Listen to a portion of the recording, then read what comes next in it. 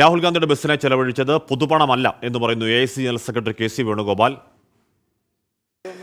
ഇത് 6500 കിലോമീറ്റർ യാത്രയാണ്.